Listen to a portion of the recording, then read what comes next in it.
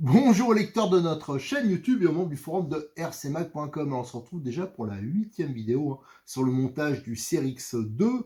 Alors c'est long parce que je veux vraiment tout détailler et je vous montre vraiment tout. Je le reprécise, quand je me plante, quand je reviens en arrière, je laisse. Je ne vais pas couper ou je ne vais pas trafiquer pour montrer quand j'arrive du premier coup. C'est pas du tout le but, c'est justement de voir les difficultés éventuellement qu'il peut y avoir. Alors à savoir que je suis assez minutieux. C'est pour ça que ça met aussi longtemps. Alors, l'étape précédente, c'était E1, et je l'ai partagée en deux, parce qu'elle est assez grande, cette étape E1, E2 plutôt, qui est grande. Allez, hop, on arrête. Je viens de voir, c'est E2.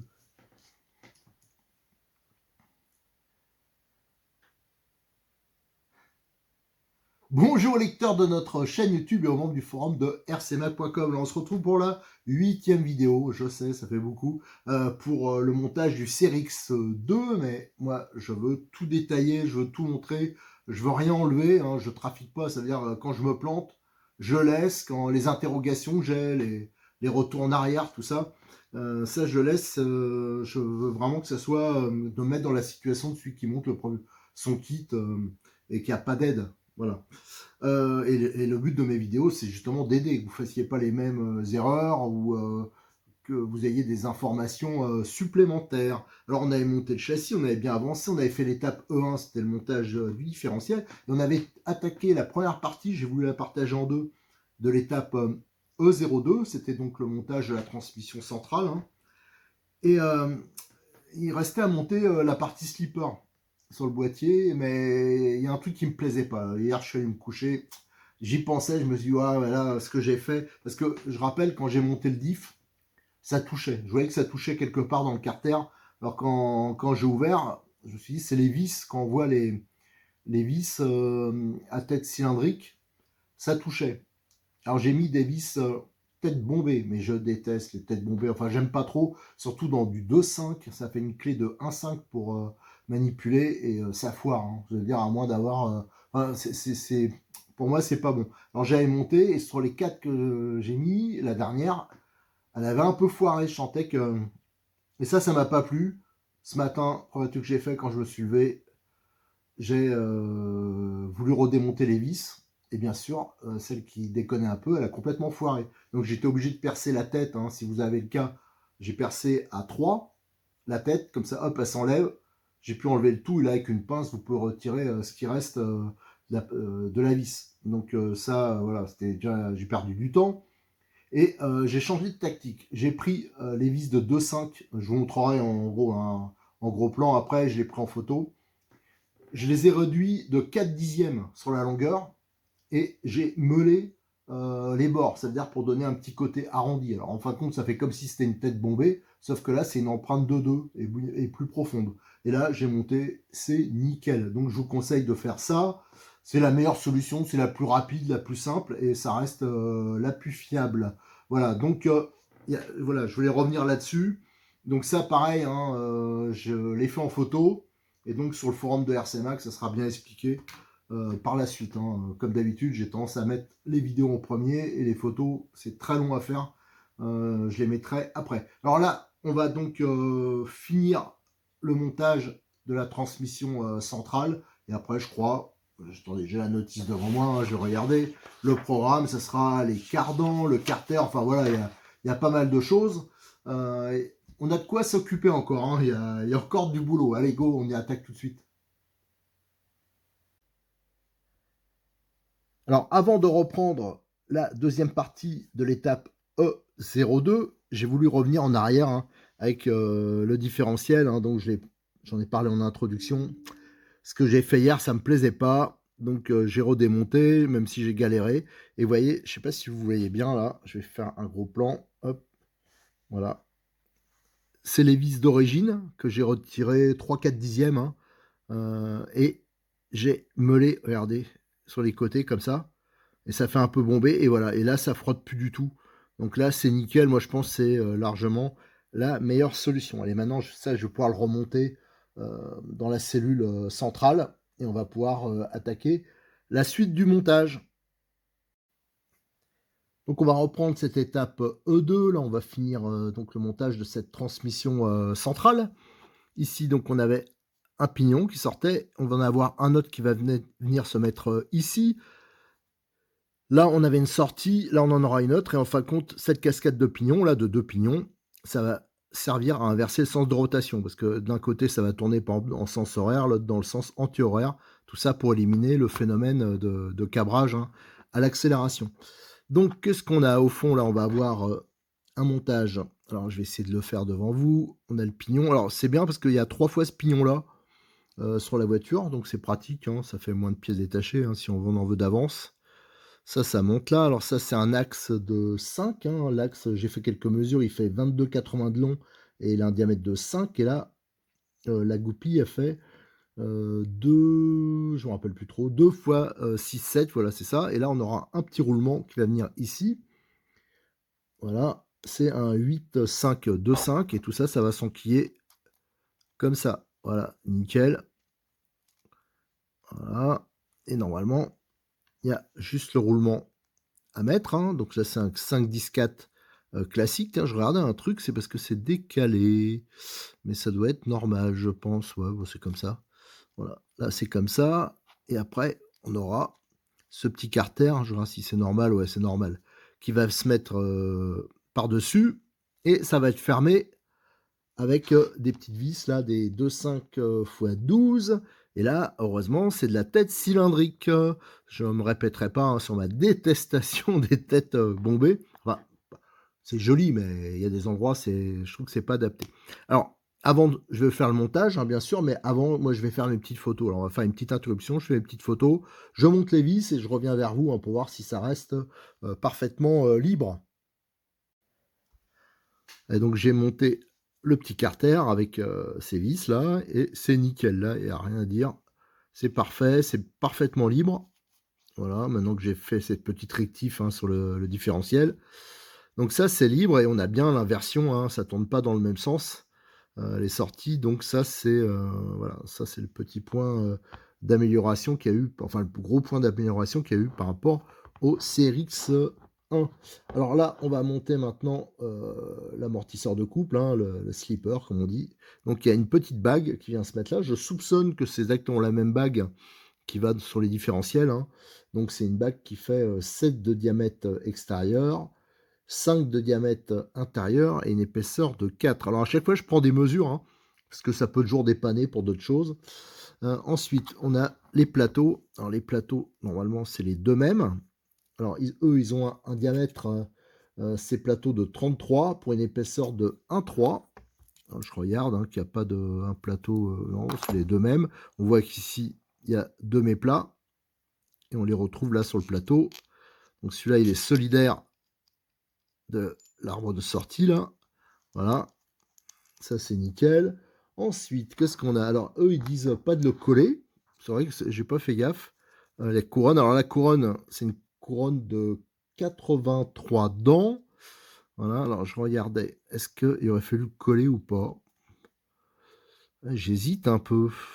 Moi, je vais peut-être arrêter la vidéo là pour coller, parce que je vois pas comment on peut faire pour... ça va se barrer, quoi. Tandis que là, on voit, il y a 4 petites encoches, là, on voit sur le diamètre. Et pour le mettre correctement, je pense qu'il faudrait mieux mettre petit point de colle, petit, cyano à l'intérieur. Alors j'hésite, parce que là, si je la mets comme ça, est-ce que ça passe? Bon, ouais, ça va se barrer, ça va être le bordel. Donc allez, je vais faire ça. Je vais le coller, je vais en profiter pour faire les photos là, du montage, hein, et je reviens vers vous. Allez, j'ai collé des deux côtés, alors j'ai mis des tout petits points hein, comme ça, si jamais il faut retirer ça, mais à mon avis, avant d'user ça, je pense que la couronne, elle sera bonne à changer aussi, donc ça sert à rien de... Voilà, mais j'ai mis un tout petit point de chaque côté juste pour maintenir, alors comme d'habitude, j'utilise ma petite colle T2M, là c'est la 2028, la fluide, et elles vont très bien, et surtout elles se conservent très bien. Allez, go, la bague, elle est en place. on remet le plateau sur le mets-plat, la couronne, l'autre plateau, alors lui par contre il est libre, hein. Ensuite on a le ressort, la rondelle, et là c'est un e-stop de 3, alors ça il faudra le changer de temps en temps. Alors j'aurais pu mettre, ouais, je le fais pas, bon, c'est vrai qu'on aurait pu mettre un e-stop de 3 épaulé, hein. Ça Cyril il en a pas mal, il en a en noir, il en a en zingué, donc et ensuite il n'y a plus qu'à faire, alors là je vois si c'est centré ça quand même, à peu près, ouais, ça a l'air. Voilà, et c'est ça qui va faire. Alors pour le réglage, ce qu'il faut, je vais voir si la couronne elle tourne droit, ouais, ça va. En fin de compte, il faut bloquer une des sorties. Alors je vais pas le faire devant vous parce que c'est pas pratique. Et en plus, j'ai pas le nécessaire, je pense pas. Attendez, alors si je mets ça, j'ai peur de péter la clé. Voilà, normalement, on bloque une des sorties. Et on regarde si ça patine. Là, ça patine légèrement. Alors, voilà, enfin, je vais faire le réglage hors caméra, ce sera plus pratique parce que là j'ai tout devant moi et je vois rien. En fin de compte, il faut qu'il y ait un patinage, mais quand même qu'il soit pas trop fort, hein. Sur un crawler, je pense que ça sert à rien d'avoir quelque chose quand même qui est de faire trop patiner. Alors c'est une histoire de ressenti, hein. C'est dur de dire. En fin de compte, moi, faut que ça glisse un tout petit peu. Voilà, on arrive à tourner sur ça, quoi, et après que ça faut pas que ça soit trop libre. C'est difficile d'expliquer un réglage, surtout sur un crawler, quoi. Faut qu'il y ait un léger patinage, mais il faut pas que ça puisse patiner en permanence, parce qu'autrement on va tout griller, tout fondre, hein. Donc c'est juste un amortisseur de couple, hein. Donc voilà, donc ça c'est monté, j'en profite pour regarder, ça tourne bien, c'est nickel, et c'est bien libre.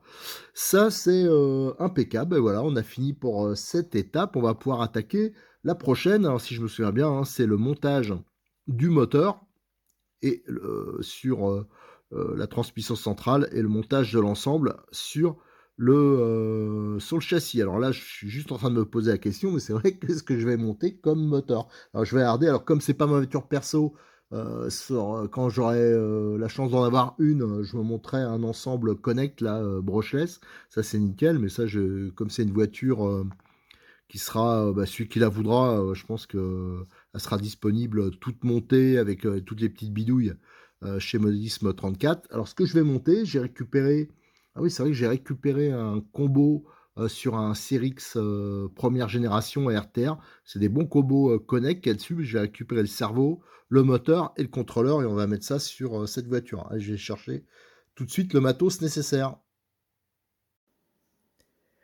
L'étape de montage E03, c'est le montage du moteur sur la transmission centrale.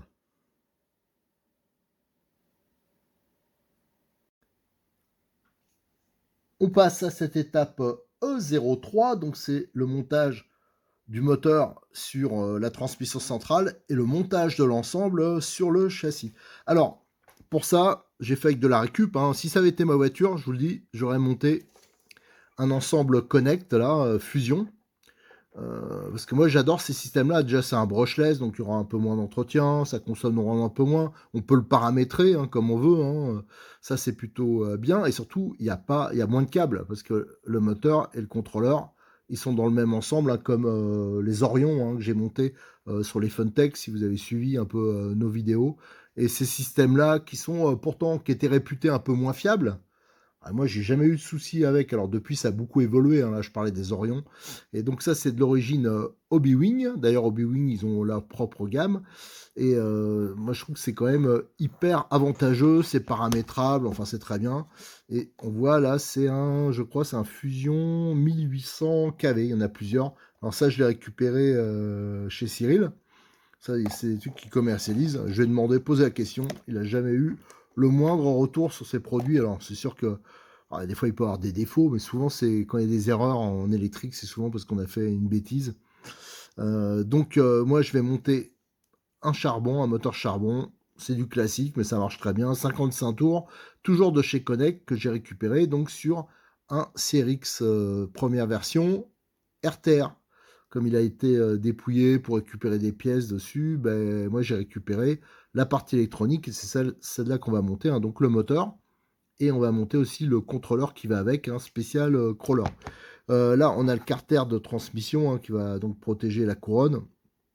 Alors, il est plutôt balèze, que des fois, ils sont un peu faiblards, hein, ces carters. Là, on voit qu'il est bien nervuré, tout ça. Et il est maintenu par deux vis à tête cylindrique de 5. Là, les vis qui vont tenir l'ensemble de la transmission centrale sur le châssis, j'ai modifié, hein, j'ai déjà pris d'avance parce que c'est une tête bombée et je le répète, j'aime pas les têtes bombées. Voilà, donc j'ai déjà prévu deux vis tête cylindrique inoxydables et ça c'est les vis de fixation du moteur. Ça il se peut que je change parce que j'aime pas monter directement. Pour moi, il faut au moins qu'il y ait une rondelle. Alors soit on mettra des vis. Ça pareil, Cyril, j'en ai, je crois que j'en ai ici. J'en ai pris un peu de toutes les tailles, des vis qui intègrent la rondelle, ou alors on mettra une tête cylindrique inox avec une rondelle de 3 bichromatée pour avoir un meilleur appui. Et pour le pignon moteur, il est livré avec, hein, c'est un 17 dents. Voilà, donc ça c'est tout à fait classique. En crawler, c'est la même chose, c'est le même module, hein, du 0,48. Alors, à savoir qu'il existe alors vraiment une gamme chez Connect qui est vraiment importante en pignon, que ce soit des modules 1, du 32, du 48, et qui est vraiment balèze et qui offre un très très bon rapport qualité-prix. Alors ça j'aime bien. En plus ils sont gravés. Alors ça j'aime bien parce que j'ai beaucoup de pignons, moi, des vieux pignons, et malheureusement il y a beaucoup de marques qui les gravent pas et qui les vendent beaucoup plus cher que ça. Donc voilà. Donc si vous voulez modifier le rapport, il n'y a aucun problème, ça vous coûtera pas bien cher. Allez, donc ce que je vais faire, c'est que je vais monter le moteur, le pignon sur la transmission centrale. Une fois que ce sera monté, que j'aurai bien choisi les vis, je reviens vers vous avant de refermer avec le carter. Voilà, donc j'ai monté le moteur. Alors j'ai laissé les vis d'origine. J'ai failli mettre un peu plus long parce que comme j'ai mis une rondelle, vous voyez, j'ai mis une rondelle de 3 bichromatées. Pareil, ça c'est des rondelles que j'ai trouvées chez Cyril. Mais ça passe pas. Après, ça peut toucher voilà, des organes du moteur, donc c'est pas bon. Donc faut laisser les vis d'origine avec les rondelles bichromatées. L'avantage c'est qu'il y a un appui, donc la fixation sera beaucoup plus sérieuse et surtout ça va pas marquer la pièce en alu, quoi, la plaque moteur. Donc pour moi, des rondelles, ça me paraît indispensable. Voilà. Donc après, j'ai monté la vis de 3 là. J'ai monté d'ailleurs avec un petit goutte de frein filet pour fixer 100 têtes, pour fixer le pignon de 17, et j'ai réglé l'entredent. Alors je vous avoue que je l'ai fait, moi je le fais toujours à l'œil parce que bon, j'en ai tellement monté à force, faut qu'il y ait en fin de compte un minimum de jeu et que ça soit bien libre. Alors il y a toujours possibilité aussi que je l'ai mis ce morceau de papier, il y a toujours possibilité, bah, il n'est pas là, bon bah, tant pis. Ah oui si, voilà, de mettre avec un morceau de papier pour régler l'entredent, là on le met dedans. Bon, ça c'est vraiment si on n'a pas l'œil, enfin si on n'est pas habitué, voilà, c'est aussi une bonne façon. Moi je trouve que ça donne un peu trop de jeu. Voilà, alors, je préfère, voilà, moi je suis vraiment juste à la limite, pile poil. C'est suffisamment libre, mais avec un minimum de jeu. Voilà, donc ça c'est monté. Maintenant il va rester à mettre le carter. Alors je vais faire les photos de ce montage là. Alors à savoir, hein, ça aussi, hein, les rondelles, tout ça, ça sera rajouté au petit kit visserie que va filer Cyril, hein, en prime avec les séries, ça ira toute la visserie que j'ai changée. Donc ça c'est plutôt sympa. Donc ça, je vais monter le carter et une fois qu'il sera monté, je reviens vers vous et il nous restera à monter l'ensemble sur le châssis. Donc le carter, il est monté, hein, et là on a l'ensemble de la transmission qui est assemblée, hein, c'est plutôt pas mal, il n'y a pas de jeu particulier, ça me semble tout à fait correct, et le carter, hein, il joue bien son rôle, il s'adapte bien, hein, c'est vraiment bien précis, donc normalement les saletés elles devraient pas trop rentrer, voilà, donc ça c'est une pièce plutôt pas mal, voilà. Alors maintenant on va monter l'ensemble sur le châssis. Alors donc ça tient par deux vis et donc c'est les deux vis que voici. Donc je vais valider, hein, voir si c'est bon avec ces vis à tête cylindrique. Allez, je fais le montage et une fois que c'est assemblé, je reviens vers vous pour faire un petit bilan de cette étape E03. Voilà, la transmission centrale est montée sur le châssis. Donc là, c'est nickel. Alors, ce qui est bien, c'est qu'il y a que 2 vis. Et en plus, c'est vraiment beaucoup plus bas qu'avant, hein. C'est sûr que par rapport au CX1, là, c'est un énorme progrès. C'est beaucoup de simplicité, hein. C'est beaucoup plus simple, hein. Avant, il y avait 2 modules, hein. Il y avait la partie où il y avait le moteur, un cardan qui reliait à la partie transmission avec une boîte de vitesse. C'est vrai que c'était trop compliqué, je trouve. Là, c'est quand même beaucoup plus simple et c'est beaucoup, beaucoup plus bas. Et ça se voit, hein, regardez. Voilà. Et là, au niveau de la fixation, ben, je crois que j'ai bien fait de mettre des têtes cylindriques parce que voilà, là, on a vraiment l'exemple. C'est au fond d'un puits. Il n'y a que 2 vis, hein, qui tiennent l'ensemble, donc ça se démonte rapidement. Et avec des vis tête bombée, si vous foirez une tête, pour aller là, c'est pas possible de passer la Dremel pour faire une fente pour essayer de rattraper le coup, hein. Donc là, c'est mort. Donc c'est pour ça, moi, je vous invite à mettre. De toute façon, ça sera, je vous dis, hein, toutes ces visseries que je change, je les mets, je fais la liste et Cyril, il les offrira avec ses kits, hein. Ça me semble important. Maintenant, on va pouvoir passer à l'étape suivante. On finira cette vidéo avec ça. C'est l'étape F. Et F, ça va être juste de monter les cardans centraux, qui sont tout nouveaux en acier, qui sont de type homocinétique. C'est vrai que ils sont plutôt sympas. L'étape de montage F, c'est l'assemblage des cardans centraux sur le châssis. Alors, on va finir cette vidéo avec l'étape F, ça devrait être relativement rapide. C'est donc le montage des cardans homocinétiques et coulissants. Donc, ils sont entièrement en acier. Ils pèsent leur poids, hein, donc des vrais homocinétiques. Et regardez le système de coulissement. Voilà, en acier, vous voyez l'empreinte. Je ne sais pas si on voit bien là. Voilà, donc ça, c'est plutôt pas mal. Donc, il y en a un qui est plus court que l'autre. Donc, je suppose que le court, il doit aller à l'avant, logiquement, on va voir. Et ici, on a les fixations, hein. Donc c'est pas des vis standards, hein. Ça fait en fin de compte, on visse comme ça, dedans, là, dans la première partie, et vous avez l'axe qui traverse. Donc là, c'est normalement très fiable et ça va se monter au frein filet. C'est complètement traversant. Donc ça, je vais le dégraisser. Ça, faut bien le dégraisser parce qu'on sait jamais. Autrement, le frein filet, il va pas prendre. Et après, je vais faire le montage. Alors, je fais le montage sur la voiture. Ensuite, je vous montre et je vous confirmerai le cardan qui va à l'avant, le cardan qui est à l'arrière. Même si c'est logique, faut mieux quand même vérifier. Alors voilà, les cardans sont montés, hein. On les voit ici, les beaux cardans coulissants. J'avoue que je les ai pas graissés, mais j'étais tenté à mettre un peu de graisse graphite légèrement dedans. Bon, je l'ai pas fait. On verra à l'usage. Alors, je vous montre en dessous maintenant. Hop, voilà. Donc, le pont arrière. Le pont avant, bon apparemment ça touche nulle part, il y a pas mal de place autour. Et ça d'ailleurs, j'ai une petite interrogation sur les vis, parce que là c'est une clé, c'est du 3, avec un embout, une clé de 1,5, et c'est vraiment très petit, c'est profond, c'est peu profond. Alors ça, faut le monter au frein filet. Moi j'ai peur que ça foire. Alors ça, faut regarder avec notamment ce qui se monte sur les Charisma. Enfin, il y a pas mal de voitures qui ont ce mode de fixation. Je me demande s'il n'y en a pas qui aurait une tête, pareil, hein, on va dire que j'ai fait une obsession là-dessus, mais tête cylindrique, donc avec une empreinte plus profonde, parce qu'on voit que ça gênerait pas. En fin de compte, autour, il y a de la place. Donc, je pense que ce serait pas mal de faire la modif. Je suis sûr que ça existe, hein. Chez Charisma. Va falloir vérifier ça, mais bon, il y a moyen de faire mieux, parce que là, c'est léger. Et enfin, c'est pas que c'est léger, hein, c'est un truc standard, mais je pense qu'il y a moyen de faire une petite amélioration à ce niveau-là. Et sur une des sorties de pont, j'ai eu un peu de mal à le monter. Il a fallu que je taille la vis légèrement au biseau. Et après, une fois que c'est rentré, après ça a été bon. Voilà, donc là, ça fonctionne parfaitement. Donc ça, c'est nickel. Maintenant, on va pouvoir... pour cette vidéo, c'est terminé. Et sur la prochaine, je pense que c'est une G. Je tourne la notice. Ouais, c'est G1 et ça sera... Là, on va commencer à monter tout ce qui est support batterie, récepteur, contrôleur. Allez, à très bientôt sur notre chaîne YouTube et sur le forum de rcmac.com.